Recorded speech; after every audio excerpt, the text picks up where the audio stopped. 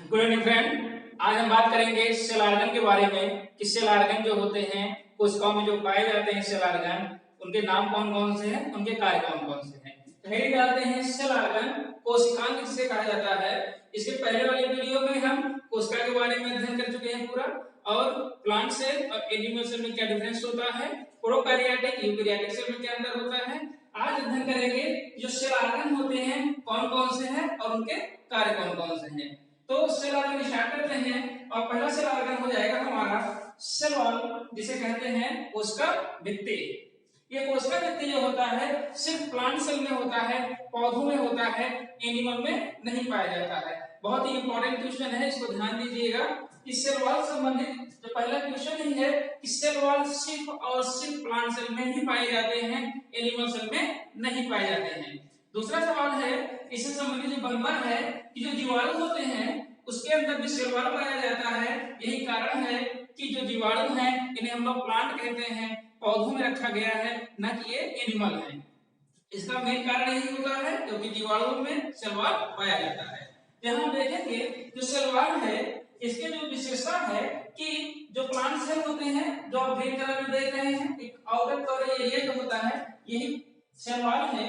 ये cell wall पूरा है जो कि पौधों को चारों तरफ से एक आउटर लेयर बना देता है जिससे कठोर हो जाते हैं पौधे, और एनिमल में ये नहीं पाया जाता है। यही कारण होता है कि पौधों में क्या होता है, कठोरता पाया जाता है।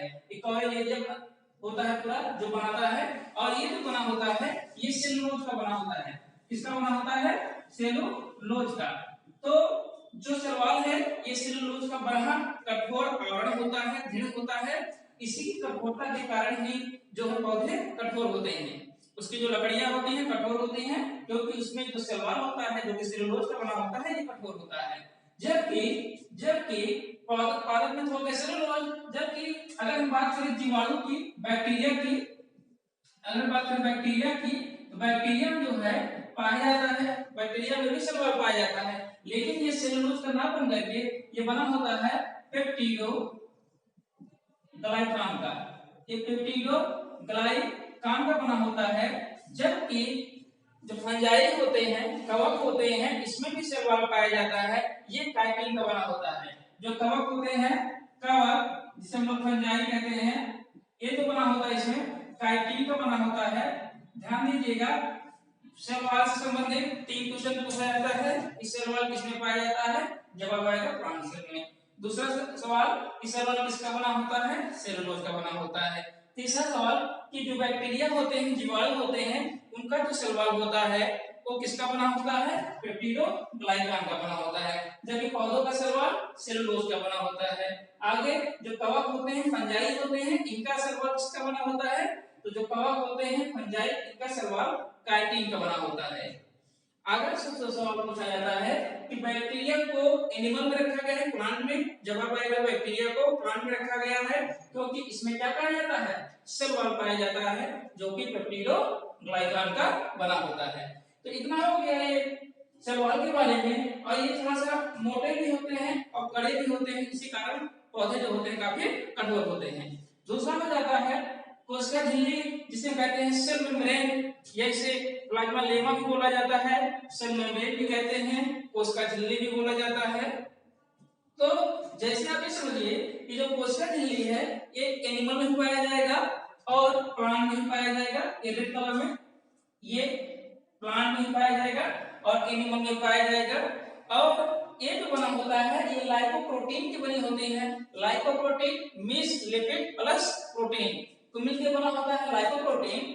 और ये लाइपोप्रोटीन, लाइपो मींस होता है लिपिड प्लस प्रोटीन की बना होता है ये कोशिका झिल्ली।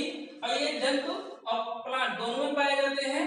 जबकि प्लांट में सेल वॉल, कोशिका भित्ति के बाहर एक सेल वॉल भी पाया जाएगा, सेल मेम्ब्रेन के बाहर एक सेल वॉल भी पाया जाता है। जबकि एनिमल सेल में सिर्फ और सिर्फ सेल मेम्ब्रेन ही पाए जाते हैं। इसके विशेष फीचर ये होता है कि ये जो होता है अर्धपारगमी झिल्ली की तरह व्यवहार करता है। अर्धपारगमी झिल्ली होता है सेमी परमेबल मेम्ब्रेन की तरह कार्य करता है, कुछ पदार्थों को जाने देता है और कुछ को रोक देता है। इसी गुण के कारण इसे सेलेक्टिव परमेबिलिटी कहा जाता है, चयनात्मक अर्धपारगम्यता। तो ये जो होता है ये कुछ चुने हुए पदार्थों को से जा पाता है, कुछ पदार्थ नहीं जा पाते हैं। ये जो है सेलेक्टिव परमेबिलिटी की तरह व्यवहार करता है, चयन करता है कि किस भोज्य पदार्थ को अंदर जाने देना है और किसको बाहर जाने देना है। ये कार्य करता है सेलेक्टिव सेल मेम्ब्रेन। क्या कौन कार्य करता है? Cell membrane. तो सेल मेम्ब्रेन का कार्य होता है इस गिने हुए भोज्य पदार्थ को अंदर जाने देना और उसको बाहर जाने देना। यही कार्य होता है सेल मेम्ब्रेन का। आगे बात करते हैं जीव द्रव, जिसे हम कहते हैं प्रोटोप्लाज्म। जीव द्रव को बोला जाता है प्रोटोप्लाज्म। और जो प्रोटोप्लाज्म होते हैं, ये जो प्रोटोप्लाज्म है, जीव द्रव है, पूरे कोशिका के जो अंदर का भाग है, पूरा संपूर्ण भाग, ये पूरा भाग, ये पूरा पोर्शन यहां से यहां तक का पूरा भाग कहलाता है जीव द्रव, जिसे हम लोग कहते हैं प्रोटोप्लाज्म। जैसे ये होगा प्लांट सेल, इसका जो सेल मेम्ब्रेन के अंदर का पूरा पोर्शन केंद्र से लेकर के पूरा भाग कहलाता है प्रोटोप्लाज्म, हिंदी में कहते हैं जीव द्रव। जो प्रोटोप्लाज्म शब्द है, ये नाम जो दिया गया था, ढूंढे थे जो है प्रोटोप्लाज्म जीव द्रव, बुजार्डी ने खोज किया था, बुजार्डी ने खोजा था और पुर्टिनिया ने प्रोटोप्लाज्म शब्द दिया था। जबकि एक वैज्ञानिक थे जिनका नाम था हक्सले। हक्सले ने कहा था कि जो प्रोटोप्लाज्म होते हैं ये जीवन का भौतिक आधार होते हैं। किसी भी जीव का जो भौतिक आधार होता है जीने का, वो क्या होता है? प्रोटोप्लाज्म होता है। ये सवाल बहुत पूछता है कि जीव द्रव जीवन का भौतिक आधार है, किसने कहा था? हक्सले नामक वैज्ञानिक ने कहा था। हक्सले नामक वैज्ञानिक ने कहा था जीव द्रव जीवन का भौतिक आधार है। खोज किसने किया था? बुजार्डी ने किया था। और नाम किसने दिया? प्रोटोप्लाज्म, पुर्टिनिया ने दिया था। और जीव द्रव जीवन का भौतिक आधार है, किसने कहा था? तो हक्सले नामक वैज्ञानिक ने कहा था। आगे देखते हैं, जब हम प्रोटोप्लाज्म की बात करेंगे तो प्रोटोप्लाज्म है क्या चीज? तो प्रोटोप्लाज्म पूरे कोशिका द्रव है, पूरा कोशिका द्रव जो होता है, ये पूरा जीव द्रव पूरा एक कहलाता है क्या? जीव द्रव प्रोटोप्लाज्म। इसमें जो होता है, अगर हम बात करें इस केंद्र से लेकर के सेल मेम्ब्रेन के बीच की दूरी को, इसे कहते हैं कोशिका द्रव। इतनी दूरी को कहते हैं साइटोप्लाज्म, इसे बोला जाता है कोशिका द्रव। और जो इसके अंदर केंद्र के अंदर जो द्रव दोहरा रहता है उसे कहते हैं केंद्र द्रव। तो जो जीव द्रव होता है इसके दो भाग हैं, एक है कोशिका द्रव साइटोप्लाज्म, दूसरा है केंद्र द्रव जिसे कहते हैं न्यूक्लियोप्लाज्म। तो दो भाग हो गए, एक हो गया साइटोप्लाज्म जो कि केंद्र से लेकर के इसके बीच की जो भाग है, इतना दूरी जो होता है ये साइटोप्लाज्म है, जबकि केंद्र के अंदर जो द्रव है वो न्यूक्लियोप्लाज्म है। तो पूछा जाता है कि पूरे शरीर में मनुष्य के लगभग 70% जो जल पाया जाता है, ये जल होता कहाँ है? ये जल जो होता है प्रोटोप्लाज्म के रूप में कोशिकाओं के अंदर होता है। तो जब किस रूप में होता है? प्रोटोप्लाज्म के रूप में होता है। और इस एक प्रोटोप्लाज्म जो होता है पूरे शरीर का 80% जल जो है स्टोर किए रहता है। जब इसी प्रोटोप्लाज्म में पानी की कमी होगी तो मनुष्य को प्यास लगेगा और हम पानी पीते हैं। तो प्रोटोप्लाज्म में पानी की कमी के कारण हमें प्यास लगता है और पूरे संपूर्ण बॉडी का 80% जो है जल इसी प्रोटोप्लाज्म में पाया जाता है। अगर ये प्रोटोप्लाज्म नष्ट हो जाए तो कोशिका नष्ट हो जाएगी, इससे क्या होगा? जीव नष्ट हो जाएंगे। तो यही कारण है कि हक्सले ने कहा था कि जो प्रोटोप्लाज्म होता है ये किसी भी जीव का जीने का भौतिक आधार है। तो प्रोटोप्लाज्म के दो भाग हो गए, एक हो गया साइटोप्लाज्म, दूसरा हो गया न्यूक्लियोप्लाज्म। आगे बात करते हैं, अगले जो कोशिकांग है वो है माइटोकॉन्ड्रिया। माइटोकॉन्ड्रिया जो होते हैं, ये जो होते हैं ये एनिमल में पाए जाते हैं और प्लांट में भी पाए जाते हैं, दोनों जगह पाए जाते हैं। और ये जो माइटोकॉन्ड्रिया है इसे हम लोग कहते हैं पावर हाउस ऑफ सेल। कोशिका का पावर हाउस कहा जाता है, ऊर्जा का घर कहते हैं। क्यों कहा जाता है? क्योंकि जो ग्लूकोज होता है, जो ग्लूकोज रहेगा, ये ग्लूकोज अगर प्लांट सेल है तब भी माइटोकॉन्ड्रिया में जाएगा, अगर एनिमल सेल है तभी माइटोकॉन्ड्रिया में जाएगा, प्लांट सेल रहेगा तभी माइटोकॉन्ड्रिया में जाएगा। ये माइटोकॉन्ड्रिया में जा करके Krebs cycle, glycolysis, Krebs cycle के द्वारा जो है ये ऊर्जा उत्पन्न करते हैं एटीपी के रूप में और हमें ऊर्जा देते हैं। तो होता क्या है कि जो माइटोकॉन्ड्रिया होता है ये प्लांट सेल एनिमल सेल दोनों में पाया जाता है। और ये दोनों ही लेयर की झिल्ली बनी होती है, बाहर का लेयर बाहरी और आउटर लेयर, इनर लेयर, दो लेयर कहलाते हैं। अंदर की जो लेयर होती है ये कई धंसे रहते हैं, इन्हें हम लोग क्रिस्टी कहते हैं। और इसी क्रिस्टी पे कुछ टेलिस्मोस रचना बनी होती है जिसे हम लोग ऑक्सीसोम कहेंगे। ये हो गया क्रिस्टी, क्रिस्टी, ये हो गया ऑक्सीसोम, ऑक्सीसोम, और इसके अंदर जो द्रव भरा रहता है इसे कहते हैं मैट्रिक्स, इसे बोला जाता है मैट्रिक्स। तो होता क्या है, जो ग्लूकोज होता है इसका जो श्वसन होता है पौधों में, जो सेल होते हैं इसमें जो श्वसन होता है माइटोकॉन्ड्रिया में होता है, और एक प्रोसेस चलता है जिसके द्वारा जो ग्लूकोज होता है इसी के अंदर से जाकर के ग्लाइकोलिसिस द्वारा, पहले ग्लाइकोलिसिस साइटोप्लाज्म में होगा, इसके बाद माइटोकॉन्ड्रिया में जाएगा जहां क्रेब्स साइकिल चलेंगे और ऊर्जा उत्पन्न होगा एटीपी के रूप में। जो सिक्के होते हैं एटीपी के, जैसे एक ग्लूकोज मॉलिक्यूल से 38 एटीपी के मॉलिक्यूल जो है उत्पन्न होते हैं, तो ये ऊर्जा के क्या होते हैं, सिक्के कहते हैं। तो जो ग्लूकोज है यही जाकर के माइटोकॉन्ड्रिया में श्वसन की क्रिया होती है और विभिन्न प्रक्रियाओं के द्वारा एटीपी के रूप में ऊर्जा उत्पन्न करते हैं, जिसे कोशिका विकार करते हैं, उसे हम विकार करते हैं। तो जो एटीपी होते हैं, ग्लूकोज होते हैं, इनसे ऊर्जा उत्पन्न होता है, कहां पे होता है, इसी मैट्रिक्स में होता है, ऑक्सीसोम पे होता है, किसके, माइटोकॉन्ड्रिया के। तो माइटोकॉन्ड्रिया दो ही लेयर का बना होता है, इसकी को सबसे पहले जो है देखे थे अल्टमैन, और जो माइटोकॉन्ड्रिया शब्द है ये बेंडा ने दिया था। खोजा कौन था, अल्टमैन ने खोजा था।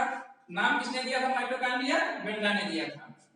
तो जो पूरे संपूर्ण क्रिया की जो महत्वपूर्ण श्वसन क्रिया है, जैसे हम लोग सांस लिए, सांस श्वसन में होता क्या है, ऑक्सीजन शरीर के अंदर जाता है, ये ऑक्सीजन कोशिका में जाता है और कोशिका में कहां जाएगा, माइटोकॉन्ड्रिया में। माइटोकॉन्ड्रिया में जाकर के कोशिकीय श्वसन, रेस्पिरेटरी ऑक्सीजन की क्रिया के द्वारा ये जो होता है ऑक्सीजन क्रिया होता है, इसमें क्या होता है, एक ग्लूकोज का दहन होगा और ऊर्जा निकलेगी जो कि एटीपी के सिक्कों के रूप में होता है। तो एक ग्लूकोज मॉलिक्यूल से 38 एटीपी के सिक्के निकलते हैं और यही ऊर्जा का आधार होते हैं पूरे जीव का, कोशिका का। ये दोनों क्रियाएं जो होती हैं प्लांट सेल में भी होता है और एनिमल सेल में भी होता है और प्लांट सेल में भी होता है। किससे होता है, तो माइटोकॉन्ड्रिया है, क्रिस्टलीनुमा संरचना होती है, उस पर टेलिनुमा संरचना बनी रहती है। जो मूलीनुमा संरचना है इसे क्रिस्टी कहते हैं, तो टेलिनुमा संरचना है हम लोग ऑक्सीसोम कहते हैं। इसी ऑक्सीसोम पे क्रिया होता है और एटीपी बनता है। तो ये हो गया माइटोकॉन्ड्रिया के बारे में। आगे है राइबोसोम, इसकी खोज किए थे पायलट नामक साइंटिस्ट ने राइबोसोम की खोज किए थे। और ये राइबोसोम है,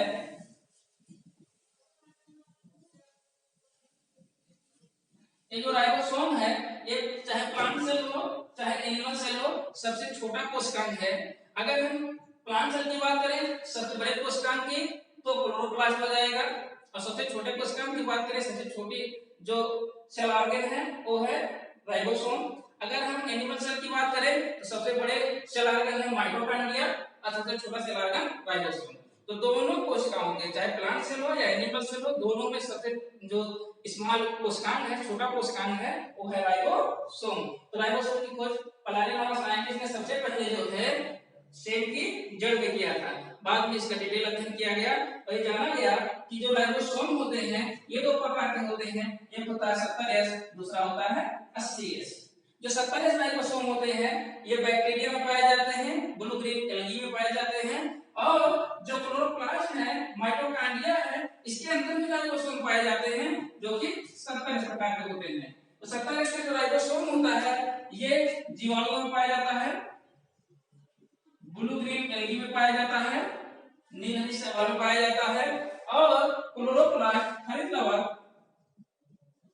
प्लस माइटोकॉन्ड्रिया में पाया जाता है। तो ये जो होता है 70S होता है ये जीवाणु, ब्लू ग्रीन एल्गी, क्लोरोप्लास्ट और माइटोकॉन्ड्रिया में पाया जाता है।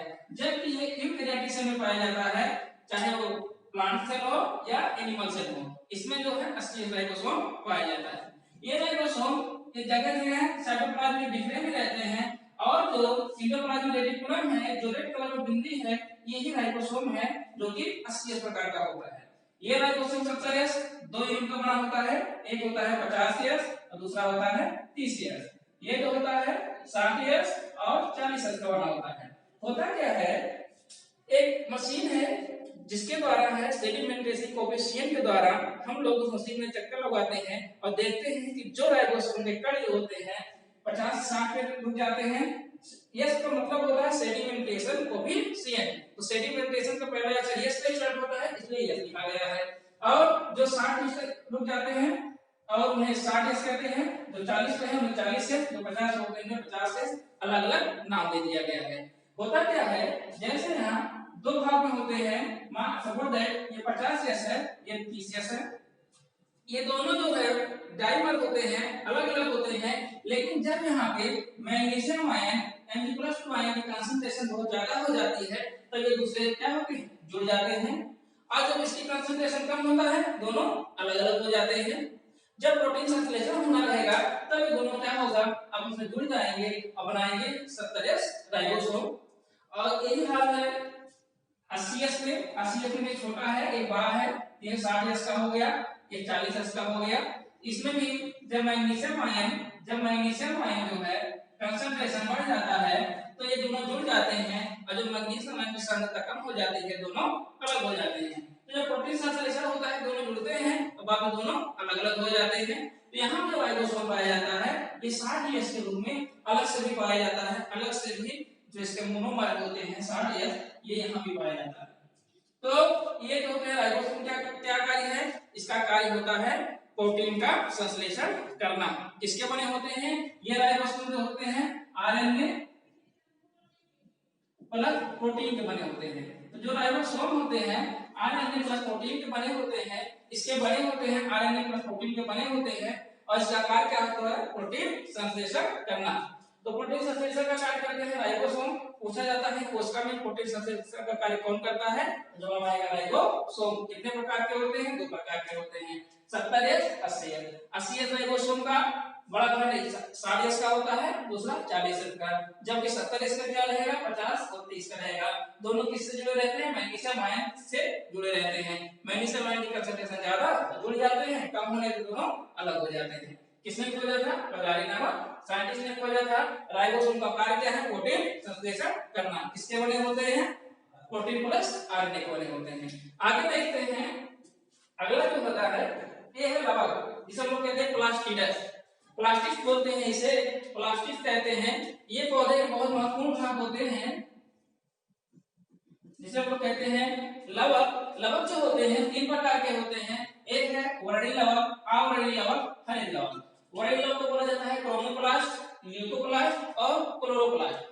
जो वर्णी लवक होते हैं पौधों की जो पत्तियां होती हैं, फूल होते हैं, फल होते हैं, उसमें जो डिफरेंट कलर होते हैं ये वर्णी लवक के कारण ही होते हैं।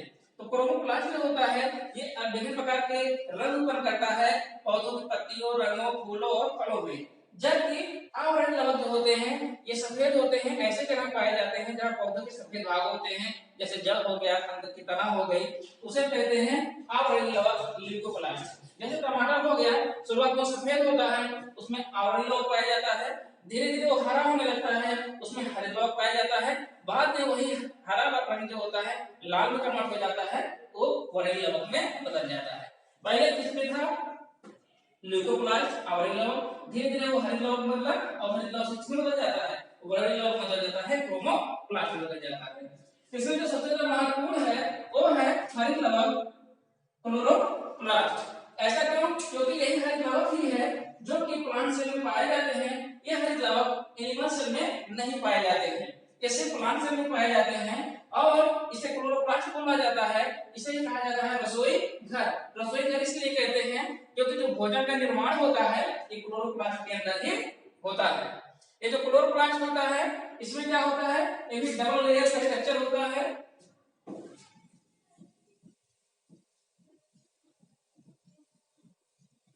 ये भी क्या होता है, ये भी दो झिल्ली की बनी संरचना होती है। ऐसे हम बना दें, ऐसे संरचना बना दें तो ये भी डबल लेयर संरचना होती है। इसमें क्या होता है, इसमें जो होते हैं ऐसे सिक्के नुमा संरचना बने होते हैं जिन्हें हम लोग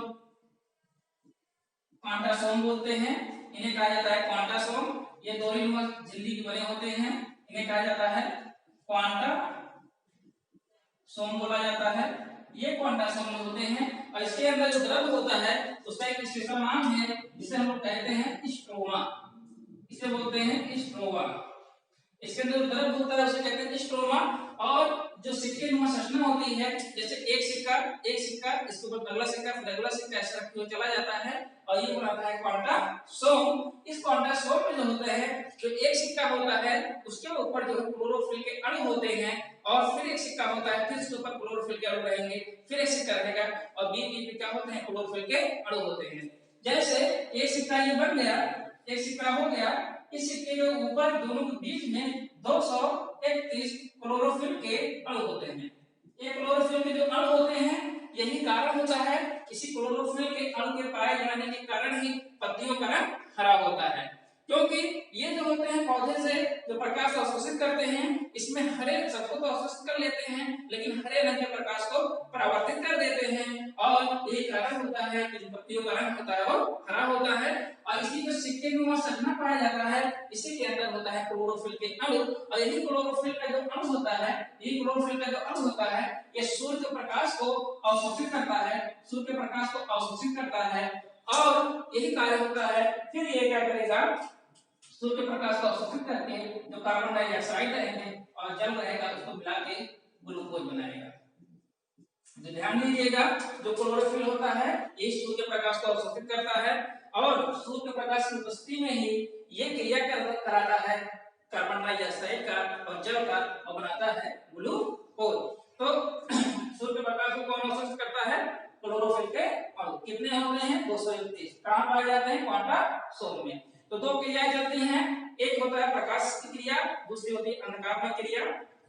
प्रकाश की क्रिया में से कितना होता है कि सूर्य के प्रकाश को जो क्वांटासोम के नीचे जो अणु होते हैं क्लोरोफिल के, वो प्रकाश को अवशोषित कर लेते हैं। बाद में ये क्रिया चलता है स्ट्रोमा के अंदर, और ये कार्बन डाइऑक्साइड और जल से ग्लूकोज का निर्माण होता है। यही कारण है कि हरित लवक को रसोई घर, किचन ऑफ सेल बोला जाता है। क्यों, क्योंकि प्रकाश संश्लेषण की जो महत्वपूर्ण क्रिया होती है, ये इसी क्लोरोप्लास्ट के अंदर होती है। ये जो क्रियाएं होती हैं सर, इन्हें हम लोग कहते हैं फोटोसिंथेसिस, प्रकाश संश्लेषण। ये क्रिया जो होती है ये हरितलवक के अंदर होती है। ये हरितलवक के होने के कारण ही इसे हम लोग कहते हैं रसोई घर, कोशिका का किचन या रसोई घर। आगे बात कर लेते हैं लाइसोसोम का। लाइसोसोम की खोज जो है डी डुबे ने किया था। डी डुबे ने खोजा था, इसे आत्महत्या की थैली कहा जाता है। इसमें लगभग 25 प्रकार के हाइड्रोलिटिक एंजाइम पाए जाते हैं। ये हाइड्रोलिटिक एंजाइम जो होते हैं बाहर से आए हुए जीवाणु हो गए या अदर सब्सटेंस हो गए जो कि कोशिकाओं को नुकसान पहुंचाते हैं। तो ये लाइसोसोम जो होता है, ये जो लाइसोसोम होता है ये क्या करता है, जीवाणु को पकड़ करके उसका भक्षण कर लेता है, और जब भक्षण कर लेगा तो क्या होगा, तो जीवाणु क्या होता है, नष्ट हो जाता है। जैसे जीवाणु अंदर आया, अंदर जब आता है तो ये जो कोशिका है ये अंदर साइड दबता है, इसे धीरे धीरे ऐसे दबेगा, ये और अंदर जाएगा, फिर ये और अंदर जाएगा, बने जुड़ जाते हैं और अंदर से पैक कर लेते हैं। पैक करने के बाद जो इसके अंदर एंजाइम होता है ये डाल करके इसको नष्ट कर देते हैं। तो होता क्या है कि जो भी वायरस, बैक्टीरिया, जीवाणु कोशिका के अंदर प्रवेश करते हैं, ये हाइड्रोलिटिक एंजाइम जो होते हैं, लाइसोसोम होता है, उसको पकड़ के उसका भक्षण कर लेता है, उसको अपने हाइड्रोलिटिक एंजाइम द्वारा नष्ट कर देता है। तो कितने प्रकार के, लगभग 25 प्रकार के हाइड्रोलिटिक एंजाइम पाए जाते हैं इस लाइसोसोम में, और ये केवल एनिमल सेल में पाया जाता है, प्लांट सेल में नहीं पाया जाता है। ध्यान दीजिएगा, प्लांट सेल में नहीं पाया जाता है, सिर्फ एनिमल सेल में पाया जाता है। जब इसके पहले जो लवक थे, क्लोरोप्लास्ट था, ये केवल प्लांट सेल में पाया जाता था, एनिमल सेल में नहीं पाए जाते थे। तो इसे आत्महत्या की थैली इसलिए कहा जाता है क्योंकि कभी-कभी होता क्या है, ये अगर फट जाता है या किसी कारणवश फट जाए और इसके अंदर जो हाइड्रोलिटिक एंजाइम है पूरी कोशिका में फैल जाते हैं, या पूरी कोशिका में फैल जाते हैं, पूरी कोशिका क्या होती है, नष्ट हो जाती है। तो इसीलिए एक कारण होता है, इसे कोशिका की आत्महत्या की थैली बोला जाता है। यहाँ जो आत्महत्या की थैली लिखा है इसका मतलब होता है कोशिका की आत्महत्या की थैली। तो आगे हो गया, ये लगभग 25 प्रकार के हाइड्रोलिटिक एंजाइम पाए जाते हैं, जो जीवाणु हो गए, बैक्टीरिया हो गए, एंटीजन हो गए, सबको क्या करते हैं, नष्ट करते हैं। अगला जो है वो है गाल्गी का, कैमिलियो गाल्गी। कैमिलियो गाल्गी ने जो है गाल्गी बॉडी की खोज किया था।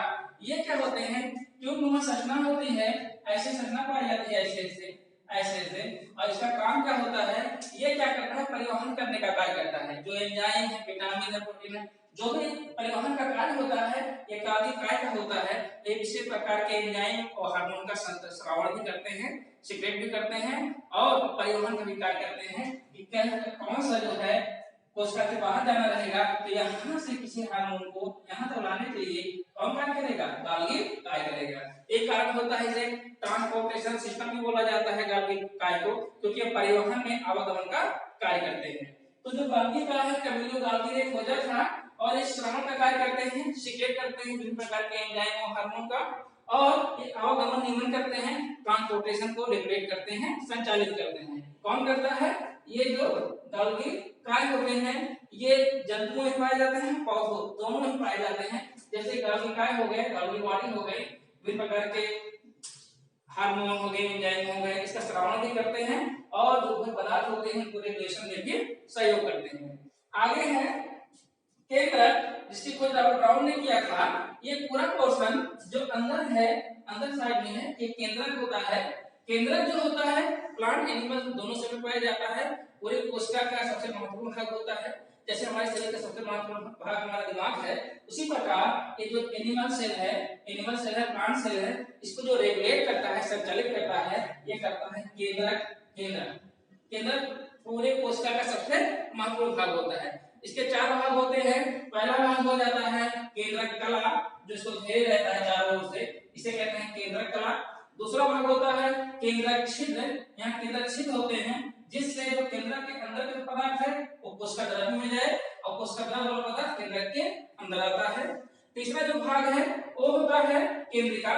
केंद्रक के अंदर पाया जाता है, जिसे हम लोग न्यूक्लियोलस बोलते हैं।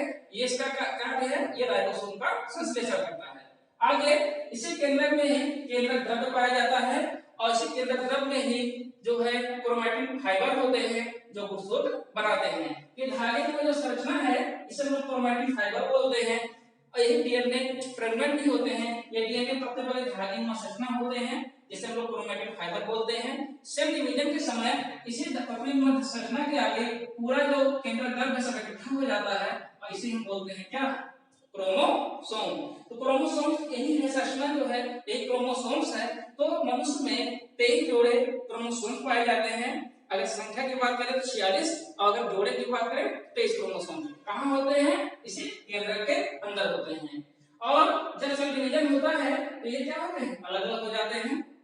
तो होगा क्या कि केंद्रक के जो कितने भाग हो गए, एक हो गया केंद्रक कला जिसे कहते हैं न्यूक्लियर मेम्ब्रेन, अगला होता है न्यूक्लियर कोर जिसे कहते हैं केंद्रक छिद्र, आगे हो गया केंद्रिका जिसे हम लोग कहते हैं न्यूक्लियोलस जो कि राइबोसोम संश्लेषण का कार्य करता है, आगे हो गया न्यूक्लियोप्लाज्म जिसे कहते हैं केंद्रक द्रव्य। अच्छी केंद्रक द्रव्य में ही डीएनए आरएनए पाए जाते हैं और जिसे हम लोग क्रोमैटिन फाइबर बोलते हैं। एक क्रोमैटिन फाइबर जो होते हैं बाद में क्रोमोसोम्स बन जाते हैं। इन्हें आप चाहे डीएनए आरएनए बोलिए, चाहे क्रोमैटिन फाइबर कहिए, चाहे क्रोमोसोम्स कहिए, क्योंकि यही पहले होता क्या है जो डीएनए आरएनए होते हैं कैसे क्रोमोसोम बन जाते हैं, इसको समझिए थोड़ा सा। जैसे डीएनए हो गया, ये डीएनए हो गया, तो डीएनए में होता क्या है, ये डीएनए हो गया। जब ये डीएनए जो होता है हिस्टोन प्रोटीन से मिल जाता है, हिस्टोन प्रोटीन से मिल जाता है तो ये बन जाता है क्रोमैटिन फाइबर। क्रोमैटिन फाइबर, अगर ये क्रोमैटिन फाइबर जो होता है इसी के चारों तरफ केंद्रक द्रव्य इकट्ठा हो जाता है तो इसे कहलाते हैं क्रोमोसोम्स। ध्यान दीजिएगा, ये डीएनए है, डीएनए से जब जो है हिस्टोन प्रोटीन मिल जाता है क्रोमैटिन फाइबर बन जाता है। अब क्रोमैटिन फाइबर की संरचना दिखाई दे रहा है, लेकिन जब कभी सेल डिवीजन होने लगता है तब होता क्या है, जो केंद्र के अंदर जो द्रव्य है ये चारों तरफ इसके इकट्ठा हो जाते हैं और मोटी संरचना बनाते हैं, इसे ही बोला जाता है क्रोमोसोम्स कहते हैं। ये संख्या में 23 होते हैं मनुष्यों में, और संख्या में क्या इनको कहते हैं 23 जोड़ा, और संख्या की बात करेंगे तो 46 क्रोमोसोम्स होते हैं। तो ये क्रोमोसोम्स होते हैं जो कि किसी भी जीव के जो आनुवंशिक लक्षण होते हैं एक पीढ़ी से दूसरी पीढ़ी में ले जाने का कार्य करते हैं। ये जो होते हैं डीएनए भी होता है तो केंद्रक में, और आरएनए भी होता है। आरएनए यहाँ भी होता है, आरएनए यहाँ भी होता है, लेकिन जो डीएनए होता है सिर्फ और सिर्फ केंद्रक में पाए जाते हैं। ये हो गया केंद्रक का कार्य। आगे एक स्ट्रक्चर छूट रहा है जिसे हम लोग कहते हैं ईआर, इसका फुल नाम है एंडोप्लाज्मिक रेटिकुलम। ये एंडोप्लाज्मिक रेटिकुलम केंद्र से लगा हुआ ऐसी संरचना है जो कि कोशिका का जो है कंकाल तंत्र का निर्माण करता है। ये कोशिका को पटकने नहीं देता है, इसको टाइट किए रहता है, सीधा खड़ा किए रहता है। तो ये यहाँ भी पाया जाता है, यहाँ भी पाया जाता है। ये जो एंडोप्लाज्मिक रेटिकुलम है, ये दो प्रकार के होते हैं। एंडोप्लाज्मिक रेटिकुलम दो प्रकार के होते हैं, एक होता है ER, rough ER, R ER होता है जिसे कहते हैं रफ ईआर, और दूसरा होता है स्मूथ ईआर। ये है रफ ईआर, ये होता है स्मूथ ईआर।